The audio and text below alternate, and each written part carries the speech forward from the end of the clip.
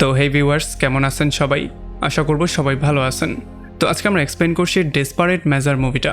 আর এই মুভিটা বানানো হয়েছে খুবই সুন্দর একটা গল্প নিয়ে। তো এই জন্য আমি বলবো ভিডিওটা শেষ পর্যন্ত দেখার জন্য, আর নয়তো অনেক কিছুই মিস করে ফেলবেন। তো চলুন কথা না বাড়িয়ে শুরু করি আজকের ভিডিও। তো এই গল্পের শুরুতে আমরা দেখতে পারি ফ্র্যাঙ্ক আর ম্যাথিউ নামের দুইটা পুলিশ ডিটেকটিভ একটা FBI অফিসের মধ্যে লুকিয়ে রাতের বেলায় প্রবেশ করে। আর এরপর তারা একটা অ্যাক্সেস কার্ডের সাহায্যে এমন একটা রুমের মধ্যে ঢুকে যায় যেটার মধ্যে শুধুমাত্র FBI অফিসারদেরই ঢোকার পারমিশন ছিল। আর এরপর তারা কম্পিউটার হ্যাক করে সেখানে ডাটাগুলোকে দেখা শুরু করে। আসলে তারা এমন একটা লোককে খুঁজছে যার শরীরের মধ্যে স্পেশাল কিছু জিনিস আছে। আর এরপরে অনেকক্ষণ খোঁজাখুঁজি করার পরে তারা পিটার নামের একটা লোককে খুঁজে পায়। আসলে পিটার হচ্ছে একজন ভয়ঙ্কর রকমের ক্রিমিনাল যার কিনা একটা স্পেশাল রকমের পাওয়ার আছে। কিন্তু পিটার এখন একটা ভয়ঙ্কর জেলের মধ্যে বন্দী আছে। তবে আমরা জানতে পারি যদিও পিটার ক্লাস 9 পর্যন্তই লেখাপড়া করেছে, তবে তার কাছে এমন একটা স্পেশাল পাওয়ার আছে যে এই পাওয়ারের সাহায্যে সে তার IQ-কে 150 পর্যন্ত নিয়ে গেছে। মানে সে খুব সহজেই সমস্ত কিছু মুখস্থ করতে পারে আর এগুলোকে মনেও রাখতে পারে। তাছাড়া সে 2বার জেল থেকে পালিয়ে যাওয়ার ট্রাই করেছিল, 2 জন পুলিশ অফিসারকে খুনও করেছিল। সে পুলিশ অফিসারদেরকে ধরে জীবিত পুড়িয়ে দিয়ে তাদের আইডি কার্ডের সাহায্যে বাকি পুলিশদের নিয়ে দ্রুত এখান থেকে আরামসে পালিয়ে গিয়েছিল। যেমন আমরা বুঝতে পারি পিটার নর্মাল কোনো কয়দি না, সে হচ্ছে একজন ভয়ঙ্কর রকমের ক্রিমিনাল। তাছাড়া সে খুবই চালাক একটা লোকও। আসলে পিটার এখানে যত পুলিশ অফিসাররা আছে তাদের সবার সাথে ব্রেইনের খেলা খেলে আর সাইকোলজিক্যাল ব্যাপারগুলো খেলতে তার খুব ভালোই লাগে। তবে যাই হোক, এরপরে পরদিন সকালবেলা ফ্র্যাঙ্ক আর পুলিশের হেড চলে আসে পিটারের সঙ্গে মিট করতে। এখানে ফ্র্যাঙ্ক তার সঙ্গে মিট করার সঙ্গে সঙ্গেই তাকে বলে যে তার 8 বছরের বাচ্চার একটা ভয়ঙ্কর রোগ হয়েছে, যেই রোগের জন্য তার শরীর থেকে তাকে কিছু ডোনেট করতে হবে, মানে তাকে কিছু হার্ট দিতে হবে। যদিও পিটার এটা খুব ভালো করেই জানতো যে তার একটু সহায়তার জন্য একটা বাচ্চার জীবন বাঁচতে পারে, তবুও পিটার তাকে সরাসরি না করে দেয়। সে ফ্র্যাঙ্ককে উল্টাপাল্টা অনেক কিছু বলে, সে রীতিমতো ফ্র্যাঙ্ককে নিয়ে মজা করা শুরু করে।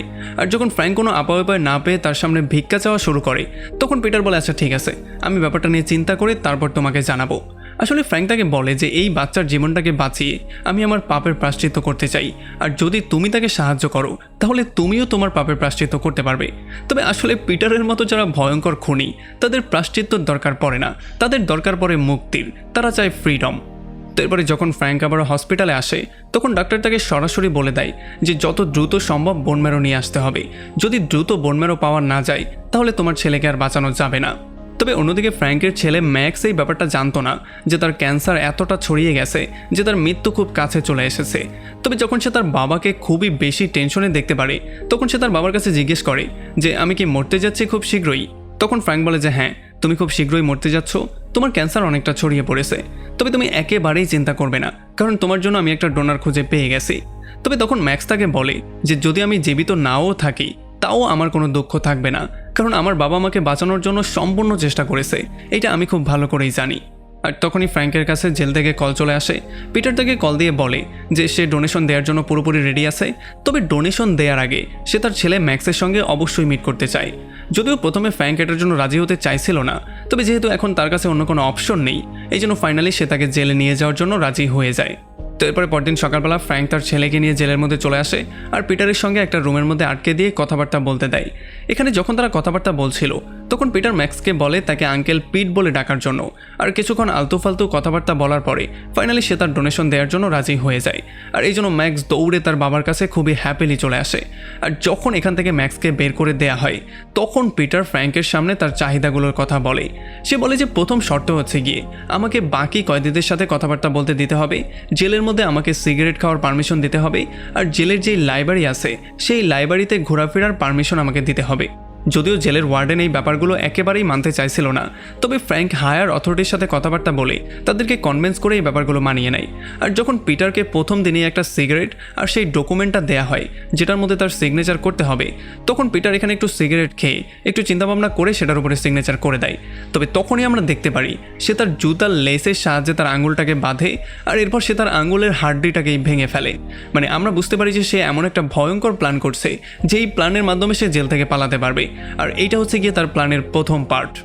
আর তখন এদিকে আমরা দেখতে পারি ম্যাক্স খুবই টেনশনের মধ্যে ছিল এই ব্যাপারটা নিয়ে যে যদি বোন ম্যারো পিটারের মতো একটা ভয়ঙ্কর ক্রিমিনাল তাকে দেয় তাহলে সেও না বড় হয়ে আবার পিটারের মতো এত ভয়ঙ্কর হয়ে ওঠে।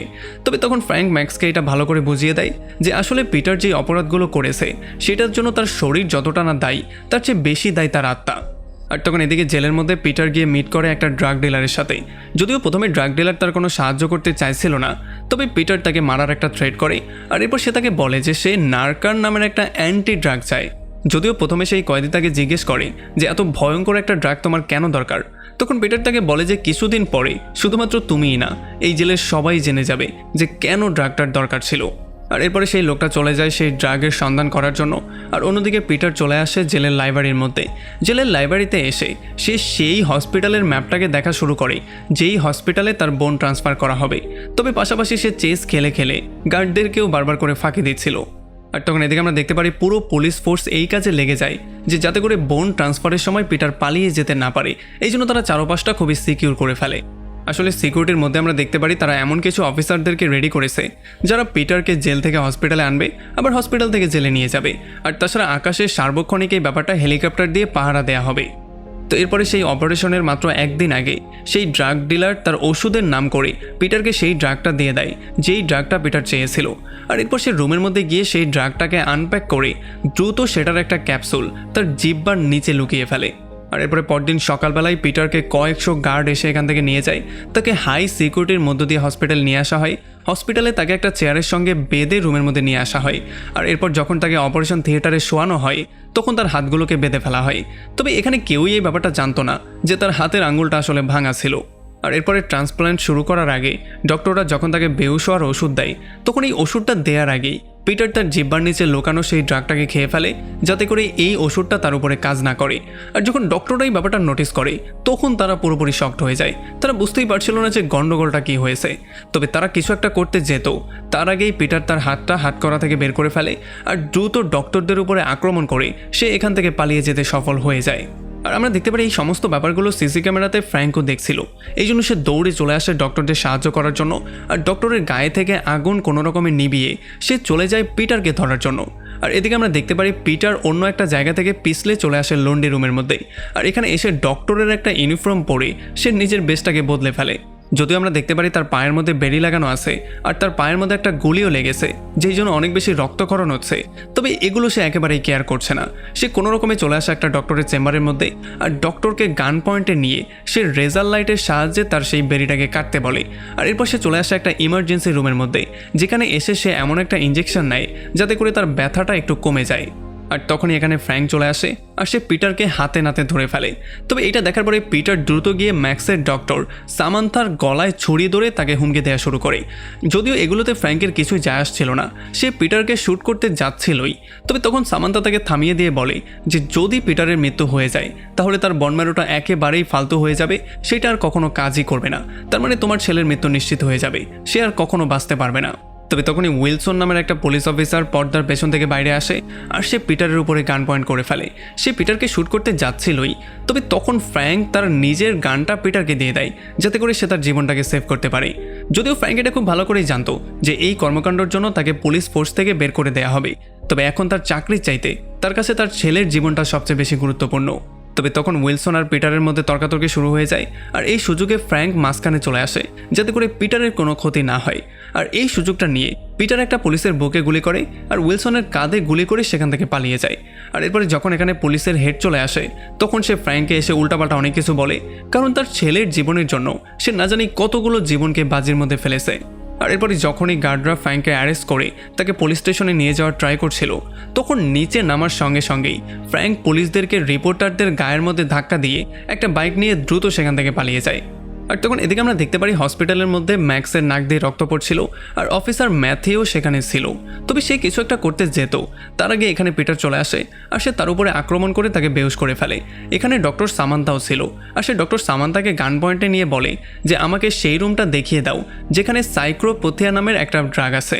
আর যাওয়ার আগে সে ম্যাক্সের কাছেও প্রমিস করে যায় যে আমি খুব শীঘ্রই সামান্থাকে তোমার রুমের মধ্যে দিয়ে যাব।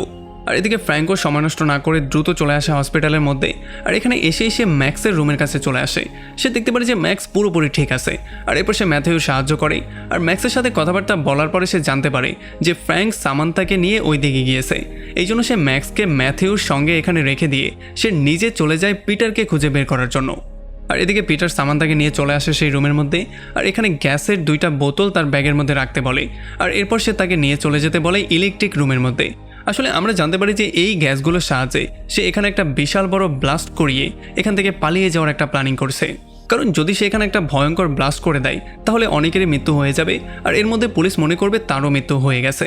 তবে এই কাজগুলো যখন তারা করছিল তখন হঠাৎই সামান্থা তার উপরে আক্রমণ করে দেয় আর তাকে আচ্ছা রকম ধোলাই করে সে দৌড়ে সেখান থেকে বেরিয়ে চলে আসে। আর তখনই তার সামনে ফ্র্যাঙ্কও চলে আসে।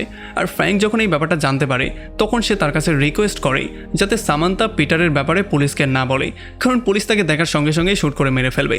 এই জন্য অনেক বোঝানোর পরে ফাইনালি সামান্থা রাজি হয়ে যায় আর সে চলে যায় ম্যাক্সের কাছে ম্যাক্সকে সেভ করতে।